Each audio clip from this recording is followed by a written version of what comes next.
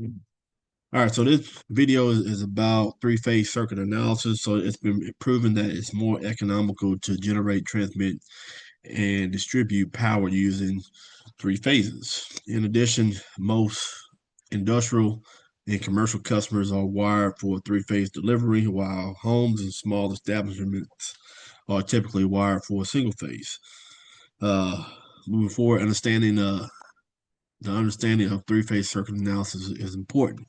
Thankfully, the basic circuit techniques that we have been using before, that we have learned and built a solid foundation on, it still can be applied for three-phase circuit analysis. So for now, what we're going to do is we're going to neglect the source impedance and the line impedance between the source and the load. But typically, if I jump down here, this is kind of like your three-phase delivery, and this right here, over here on this side, this is your load. Typically, you will have some type of impedance coming from your source, and then you'll have some type of line impedance on your line. But just to simplify the analysis for for this module, we are going to neglect those impedances for right now. Uh, Also, we are only going to explore balanced positive sequence three-phase systems. This is important to know because most of the analysis we'll cover only applies to a balanced three-phase system. Unbalanced systems will require a different set of techniques and approaches, which is symmetrical components, and which is basically it's a more complex mathematical um, technical analysis that you can use to determine the current and the power flow on an unbalanced three-phase system. And there are tons of different videos online. I would encourage you, if you are interested, to just do a Google search on symmetrical components and see what you find.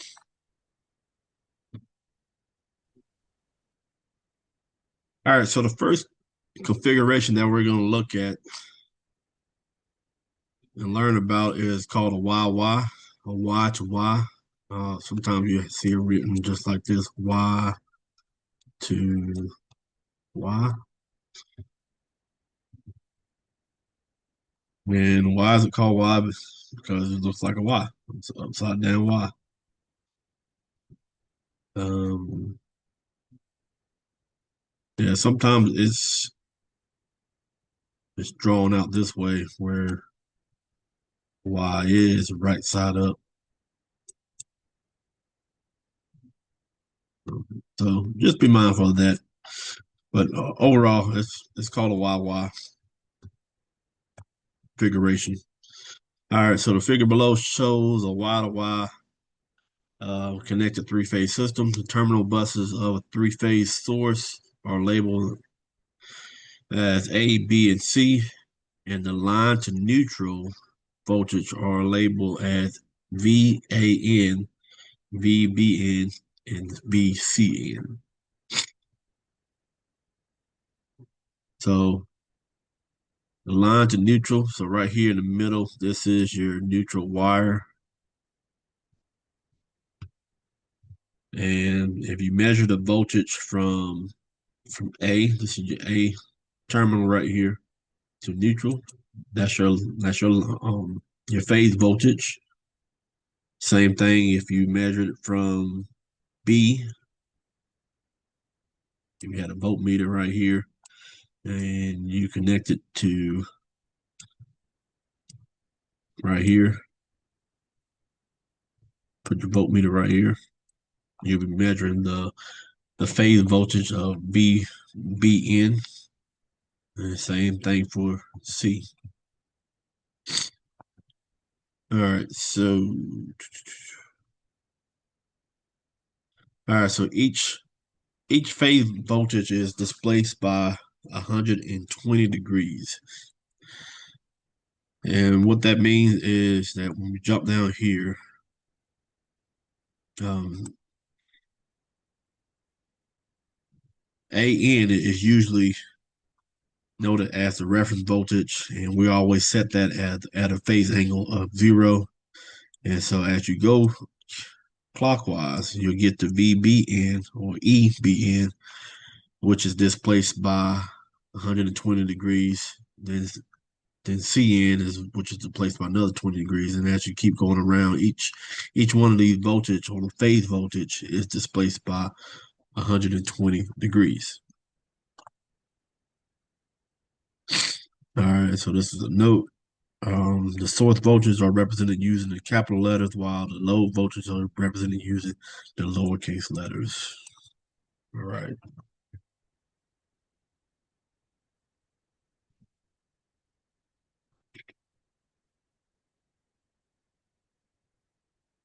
All right, so let's look at these line-to-line voltage for Y-to-Y three-phase system.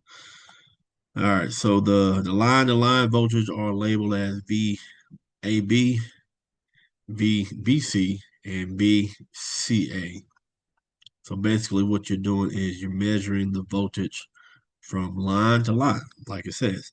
So if you measure the voltage from A, right here, doesn't matter where you start at. You can measure the voltage from right here or start right here. But the whole objective is to measure it across another line. So if we come down here and connect it right here, put a voltmeter, you'll be measuring the voltage, the line voltage of VAB. Same thing if you took another voltmeter and measured from right here to C, the voltmeter right here. You'll be measuring the voltage VBC. Same thing right here.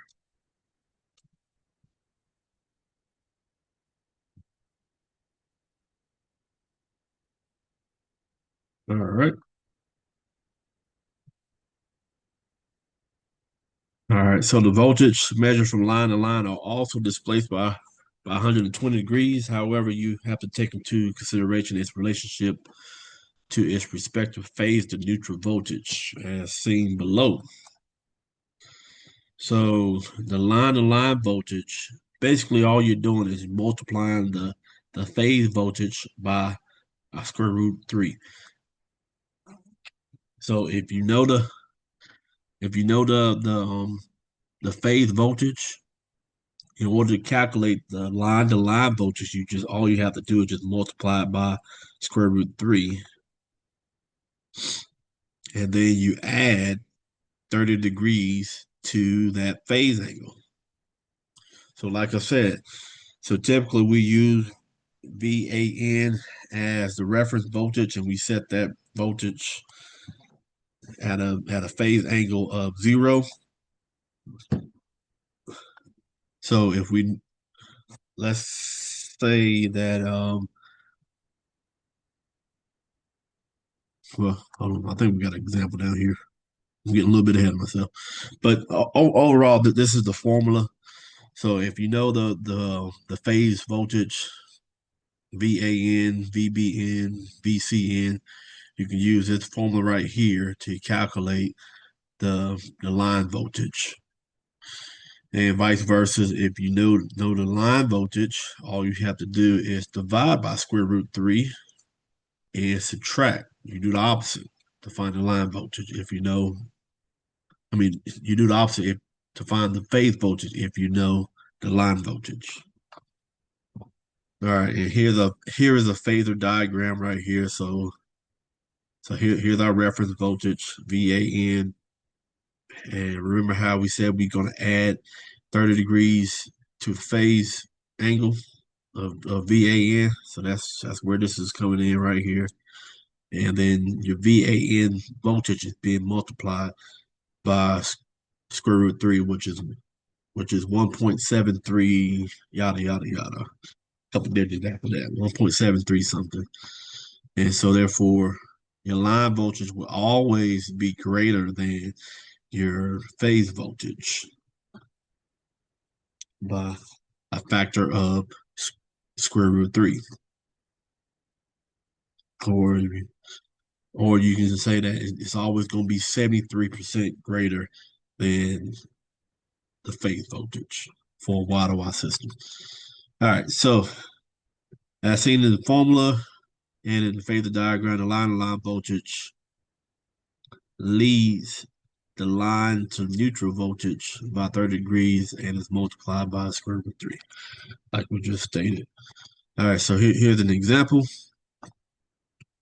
So determine the line-to-line voltage of the following line to neutral voltage. All right, so what we are given is the line to neutral voltage. So VAN equals 277 at a phase angle of 0. And you may be thinking, I thought you said before we like to set VAN as our reference voltage and make the phase angle 0. We do. That makes our calculations a whole lot easier to solve for whenever we set the reference voltage of VAN to a phase angle of 0. But we don't have to. We don't have to. And this right here is just showing you that you can still perform the same calculations even if the reference voltage is not 0. So if it's not stated what the reference voltage is or what the voltage is for a line-to-line voltage or line-to-neutral voltage, by all means, make the reference voltage VAN, set it to a phase angle of 0. All right. But in this case right here, this example, I'm telling you that VAN is equal to 277 volts at a phase angle of 10 degrees. And VBN is equal to 277 at a phase angle of negative 110 degrees. And VCN is 277 at an angle of 130. So each one of these phase voltages are displaced by a total of 120 degrees each. And so in order to find the line-to-line voltage, all we're doing is just multiplying this 277 times the square root 3. All right. And what are we doing? We know that the line-to-line voltage leads the line to neutral voltage by 30 degrees. So we have to add this 30 degrees right here. And so the equivalent line-to-line voltage of VAN is 480 volts at a phase angle of 40 degrees. And then you follow the same recipe to calculate VBC and VCA. All right, so now we're going to look into the current relationship of a Y to Y three-phase system. So the neutral conductor, so let me go back up. So our three-phase system, this right here, this is our neutral conductor right here. The neutral conductor carries the sum of all three-phase current. So just like the voltages, if the load is balanced, the currents IAA, IBB, and ICC are also displaced by 120 degrees too. All right, so notice the direction of the line current with respect to its phase lettering. The line current is sometimes represented with just a single letter, like this right here, IA or IL. So if you see something like this, it's saying that the line current from capital A terminal to the lowercase a terminal. So like we go back up here. So we're talking about IAA will be from here because it's coming from the source. This is your source over here, and it's flowing in this direction right here, going through your load, which this is my load right here. Well, this is one phase of my load. This is the other phase, and this is your third phase of your load. And so we're talking about the current. So the current will flow through your source, come in this direction, go through your load, meet at this junction point right here. The same thing is happening over here. Current is flowing over in this direction, coming here, meeting at this junction point right here. And then from C, current is flowing in this direction, coming up, and all meeting together at this neutral point right there.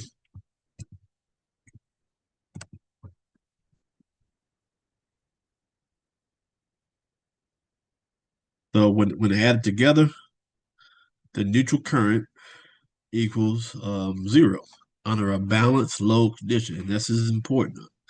It only is equal to 0 if the load is balanced. And what I mean by if the load is balanced is that you have the same load on each phase. So you got three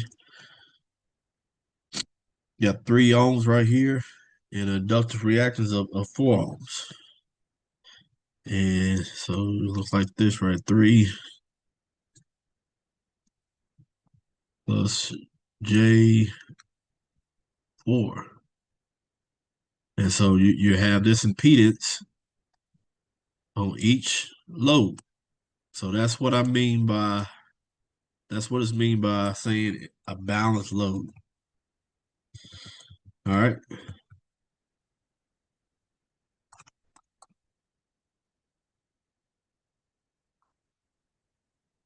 All right, moving on. So, for example, consider the following line of currents.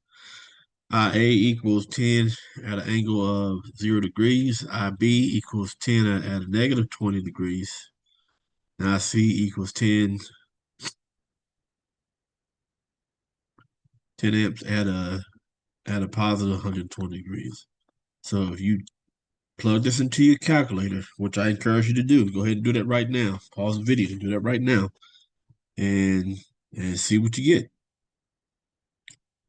And if you did it right, you should get 0 amps. All right, so the last thing to mention about the current relationship is that the line current is equal to the phase current. So what do I mean by that? So we'll jump down here to this three-phase system right here. So this is considered to be from A to A. This is considered to be your line right here. This is your line.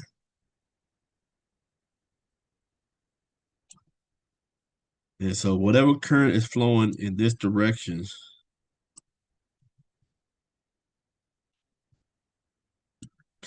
is also going to flow through your load, which is called your phase current or your load current.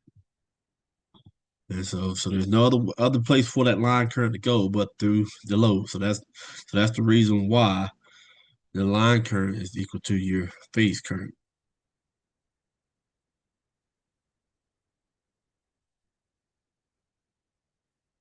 All right, so let's jump down here to this example. So determine the following line and phase current of the following three-phase system, where Z, this is your load impedance, equal to 50 plus J75, and your voltage, your source voltage equals 500 kilovolts at a phase angle of 0.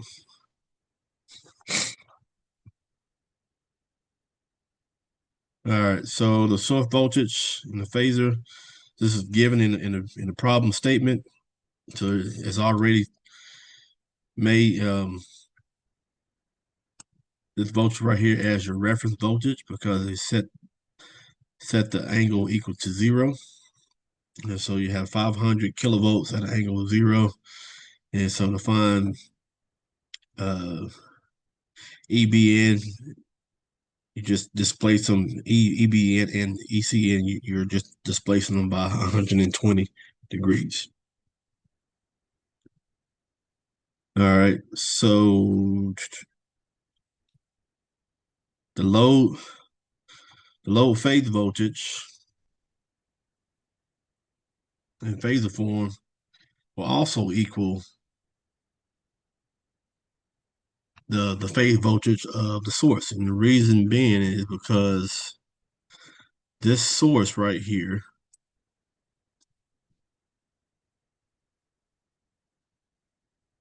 is in what to this load? Is it in series or parallel? So don't worry about any of this right here, any of this stuff right here. Just look at this one phase. And if you said it's in parallel, you are correct. So what is unique about elements that are in parallel? They share the same voltage.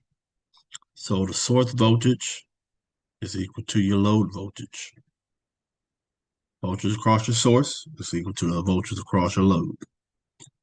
Same thing for the other two phases. The only difference is that it's displaced by 120 degrees. All right. So here's a note. The phase voltage of the source is equal to the phase voltage of load. This is only because there are not any line impedance between the source and the load in this example. So typically in an actual system, you'll have some type of impedance right here, which you're going to have a load drop, a voltage drop across this impedance. And so the low voltage is going to be slightly less than the source voltage. But for this class, we're not going to worry about the line impedance or the source impedance.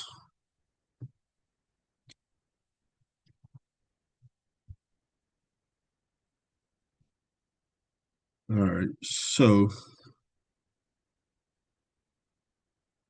to calculate the line voltage, EAB, so we're trying to figure out the voltage across the line, these two lines. So all we do is apply our formula where you multiply the phase voltage times the square root 3, and you add 30 degrees to it. And so really, once you do one, all you have to do is just add or subtract 120 degrees to get the other line-to-line voltage. So to get VBC, we're going to subtract 120 degrees. So it'll be 30 minus 120 degrees minus 120 degrees. And you get negative 90 degrees. And then to get VCA or ECA, you're going to add 120 degrees with respect to this EAN, the line voltage of EAN.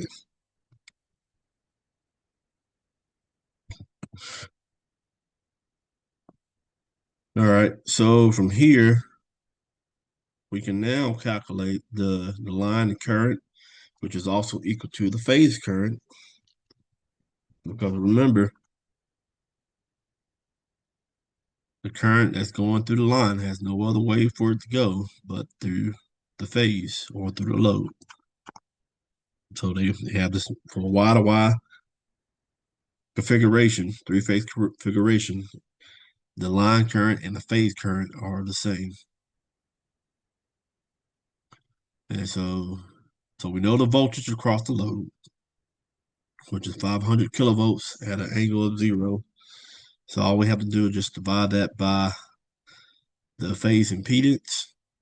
And what we get is 5.55 kiloamps at an angle of negative 56.31 degrees. And you can perform the same calculation for each line current.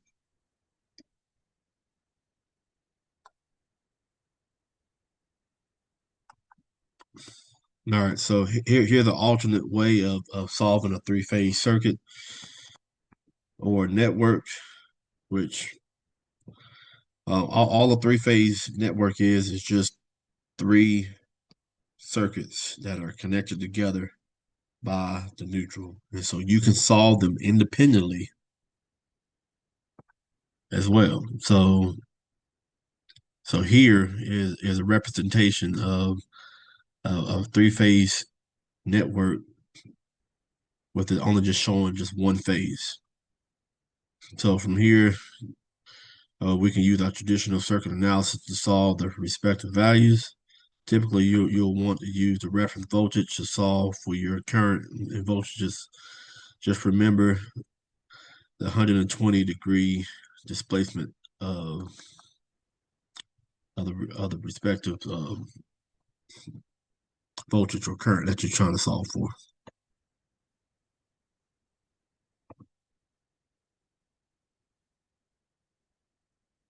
All right, so just to dig into this a little bit more, so all this is doing is it's just looking at just only one phase.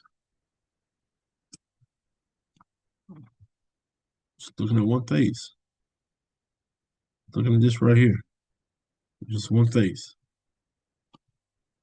And so when you break it down this way, it's a whole lot easier to solve a circuit like this versus trying to work with a circuit that looks like this, in my opinion.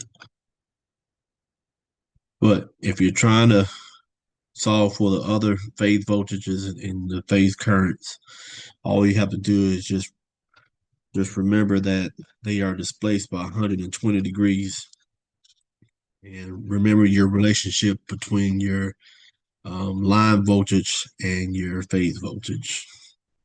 Same thing with your line current. Same thing with your line currents and your phase currents.